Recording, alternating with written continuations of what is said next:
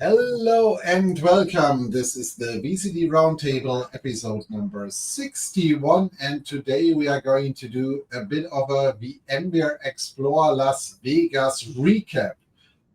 I think before we go too deep into the service provider or VCD related content topics, maybe we talk a bit about the conference in general. Maybe Matthias, you start with how you felt from the outside about it, because you couldn't be there. Honestly, this year, Explore was amazing. I didn't have any jet lag, so not flying around half the globe is pretty amazing. So from outside, it was very relaxed and very little communication. Honestly, uh, from my point of view, they tried to put Hock Tan and his own messaging at top. And second line or big messaging was all about VCF and private AI. Or VCF 9 is the basic infrastructure for private AI workloads. I think that was the big messaging, and that's it. So from the outside. Sasha, you were on the inside.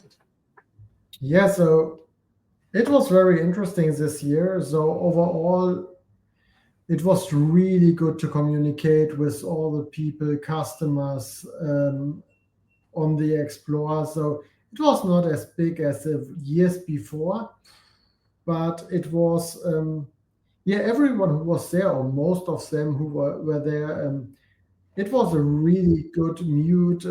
Everyone loves this product. Everyone loves the announcements of the generalization that private AI is now on one part included in the product in VCF 9. You don't have to pay dedicated for it. And additional to that, this clearly commit in the private AI clouds. That's perfect. And yeah, I said before, everyone love it and wants to go with it. Everyone wants to test now with VCF 9, wants to try what's possible. They want to see more. Also on the hand-on labs, there were so many people and they are so excited about the new product. So from that perspective, it was a really good conference. Yeah, I think it was interesting to see the smaller size, but the feedback very often was for many people, it's like it was more relaxed. That gave them far more access to the people they wanted to meet with, whether it was tech experts or a leadership team or something else. So I think from that perspective, for those customers who were really into it, it was, I think, quite an interesting or a much more interesting event to go with. It also had other positive effects, according at least to Sasha. Food was much better than the years before because they just had so much. There was no shortage, and they could actually just produce something of a higher quality for the same amount, because the amount of attendees was pre-booked, as it sounded like. So that was pretty good. We entered the keynote pretty late because we had a meeting before and there was not much space left. So even the keynote was pretty much completely full. So that was pretty good. I like the aspect that they did more demos this time. And from what I heard, they want to do even more demos in future keynotes again. So that, I think, is well received by customers as well. Um, and you can clearly see that Hock continues his journey of, hey, we are all in for to move workloads of the hyperscalers, move them back into the VMware stack, and then yes, if they are on the VMware stack, they can go to a hyperscaler. But here is also our list of service providers they can go into, and we will cover about the changes of that list in a bit. But I think that was pretty well received. Overall feedback was also interesting how many customers are already on their VCF 9 journey, because in the past, VMware released a version 7, 8, or something like that. It took at least a year until the majority of customers were really considering it for production. This time it came out 3 months, 4 months ago. And there are huge discussions from customers who are starting first deployment. Some are already on production.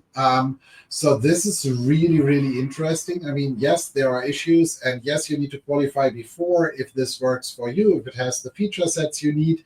It doesn't fit everybody yet, but it clearly is a step forward. Also seeing to the disappointment, I would say, of many is the storyline of all the currently ongoing developments on what they are going to squeeze into 9.1 in new features, whether it is regards developers, automation, security.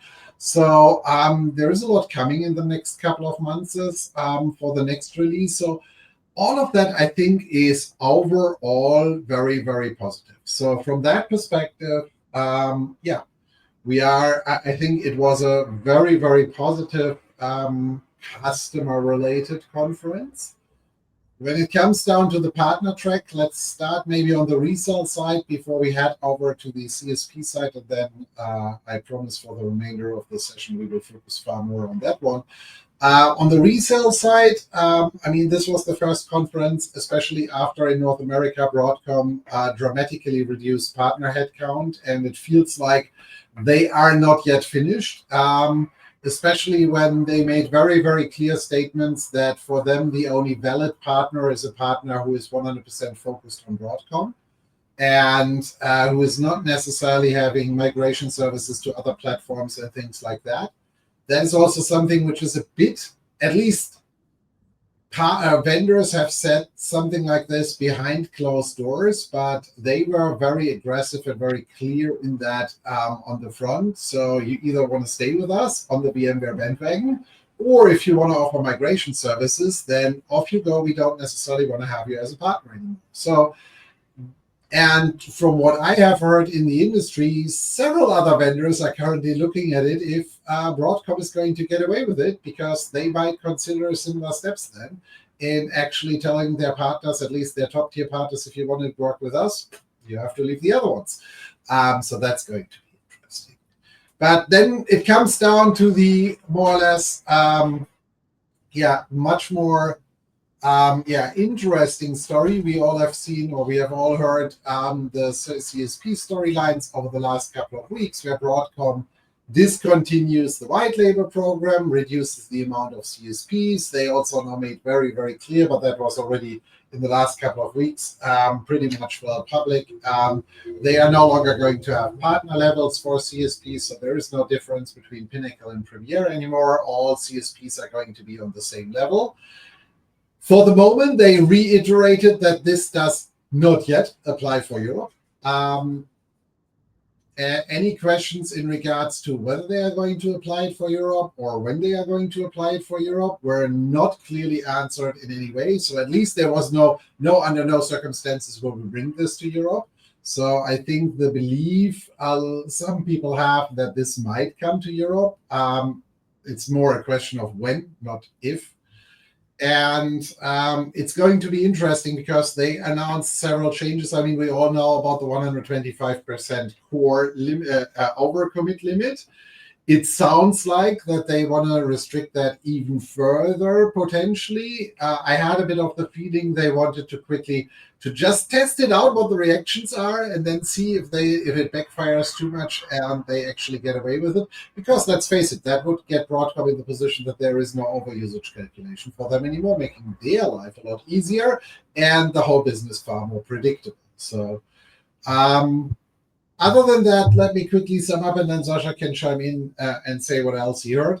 There were a lot of sessions around cloud automation or VCF automation, where they tried to showcase as much as what they think is multi-tenancy already. I think the hardcore CSPs looking at it will clearly say it's like, this is by far not good enough yet for multi-tenancy.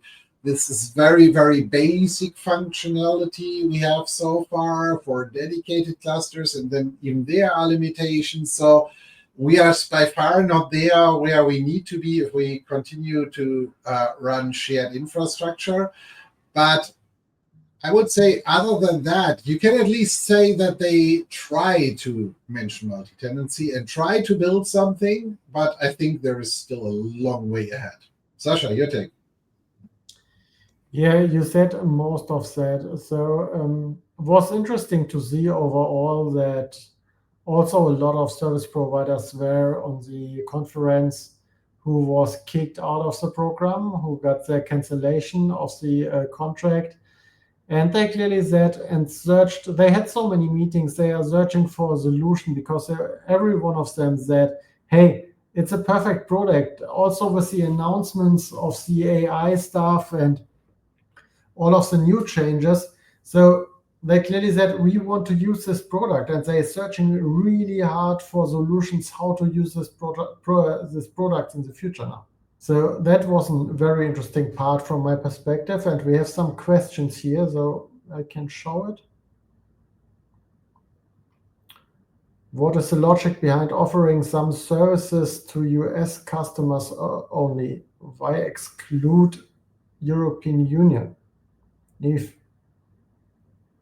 I think then I mentioned it wrongly. At the moment, the situation is all the changes to the CSP program are applied to the US only, or not US only, to everything outside the EU. So the only protected CSPs who are not actually affected by any of the latest changes which come to North America, or which come to not North America, which come November 1st, only apply to everybody outside the European Union. And the question is, when is this going to come? At the moment, I'm not aware that there is any service which is US customers only. So maybe I mistold the storyline. yeah, so EU was excluded from the changes. Africa was dropped completely. Yes, that's also, yeah, outside the European Union, and there was no service provider who stay in the program. So yeah, let's see what the future brings us. But as said before, there are many who are searching now for solutions because the product is really good. They want to use the product. I think the point here is the very limited amount, and what the rumors have it on the wall is that the expectation is, and I think that is potentially which might go wrong overall. The expectation is that either these smaller service providers actually get merged into the larger ones, or the customers will just actually migrate or move their workload over to the bigger ones, and that they will just let alone their existing service providers.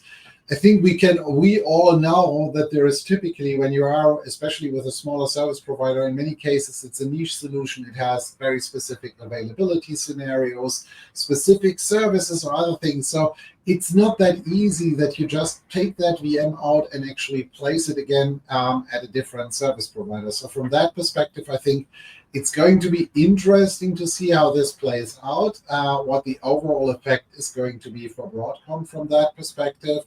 How many service providers are they going to lose? How many are going to stay there? There are also quite a few who appealed that situation during Explore and tried to speak to the CSP program from the North American providers.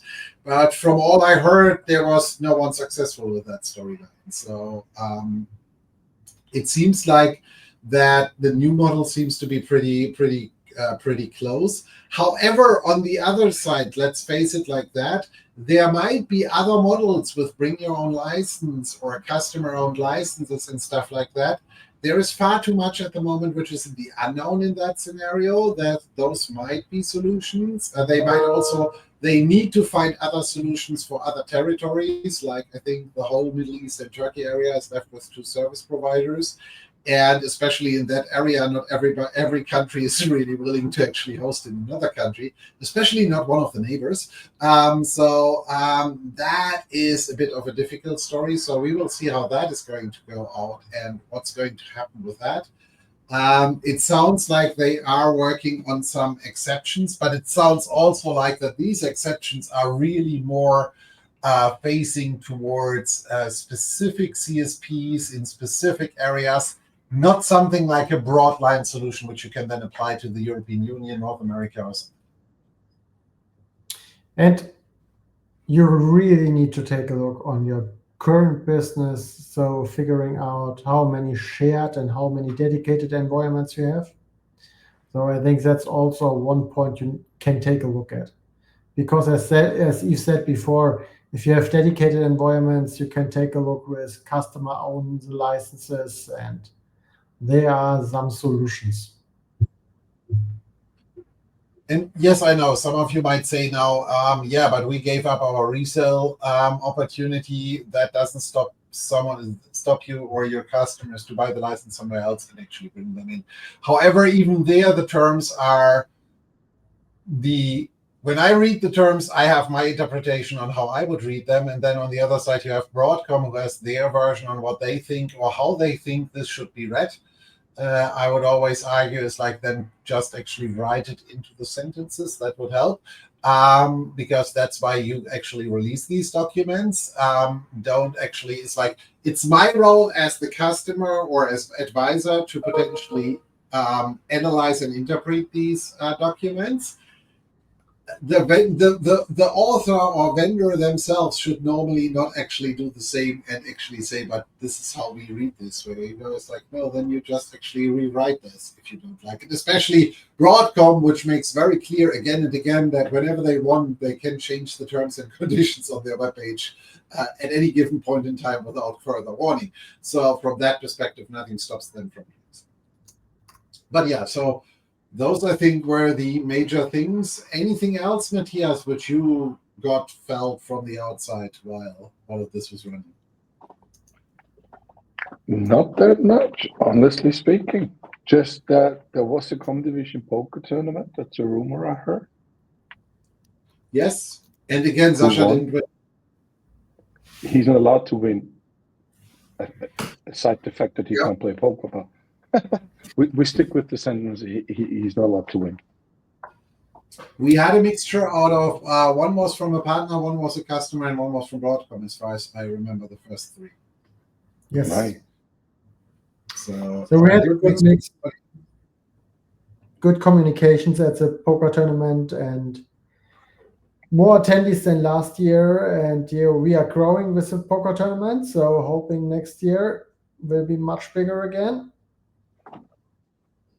Speaking about this year, we'll have an Explore in Las Vegas again next year. It was officially confirmed both at the venue as well as later on the webpage and everything else. So next year it's Vegas again. Is that the last one? I think it's a week later. Yeah, it starts on the 31st of August. Mm-hmm. It's kind of a week later. Yeah. But again, that doesn't really matter that much. And one more interesting part, the food was much better than the years before. That's not a big challenge. But it was really good. So not only it was better, it was really good. Thanks, now I'm hungry. Not that far until dinner, Matthias. Yeah. Oh, yes, it is. That's your personal problem then. Yeah. But yeah, so I think that's more or less it for Explore 2025. The next few weeks, I think, will still be very, very interesting because we have the local events in different territories coming up. There was basically, they said, no planned advisory boards. I mean, the CSP program had an advisory board. We were invited to actually participate on behalf of our white label hosts and everything else, because we also got the statement that we can continue to stay in the program. I didn't see many other Europeans being invited into that one. I'm not sure if that is a message or not. But other than that, yeah, the European conferences are coming ahead. London is sold or oversold, however you want to call it. No seats for London anymore.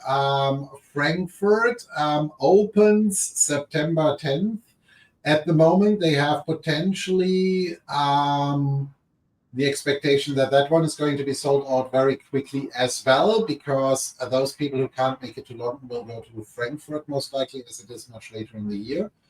But so if you want to go to Frankfurt, make sure that you book your ticket very, very quickly. We will also be in Frankfurt with a set of people.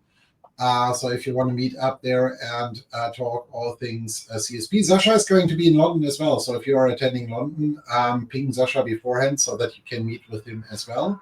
I'm going to be in Palo Alto at that time already. As we always say, we need to be as near to the source as possible. So I'm going to spend 1 or 2 weeks in Palo Alto and check out what the latest and greatest is going to be from there. That being said, I would say, there is one more question. New VCD hand-on labs post Explore. There was no new VCD release, so why would they give out new VCD hand-on labs? So they have, as VCD moving to VCFA, they had a lot of labs around VCFA. And they will be available also post Explore. So that will be possible, but I don't think that they will create new hand-on labs for VCD. Also, please note there is a change in the login procedures. You can no longer just simply create a user account. You need to have a user account in the support portal. At least on the hands-on lab, it's free, but as far as my last understanding was, that's only free for people who have an active support contract. But I'm not 100% sure. I haven't tested it with any other account, but it seems like that whole in the future is going to be more restricted towards customers and not so much. But we will see as soon as all of those changes are going to be implemented. Local conference are coming. A lot to cover over there. And then 1st of November, all the program changes for CSPs should be implemented. So latest by then, we should know much. So with that being said, potentially there is not going to be an episode in 2 weeks' time. We are currently re-evaluating because of some slow changes in the program if we are going to switch back from 2 weeks to 4 weeks schedule. But we will keep you posted. If you follow us on social media, you will see that. And talk to you then. Goodbye.